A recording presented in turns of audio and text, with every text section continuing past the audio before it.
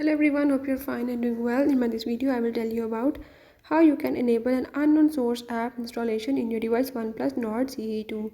Before starting the video, if you are new to my channel, do subscribe and press the bell icon. Now let's move to the topic. If in your device OnePlus Nord CE2 you want to you want to download the app from any unknown sources, you can do this by the methods I'm showing in this video. So follow the steps and watch complete video and learn how you can enable an unknown source app installation in your device OnePlus Nord CE2. Let's watch the video.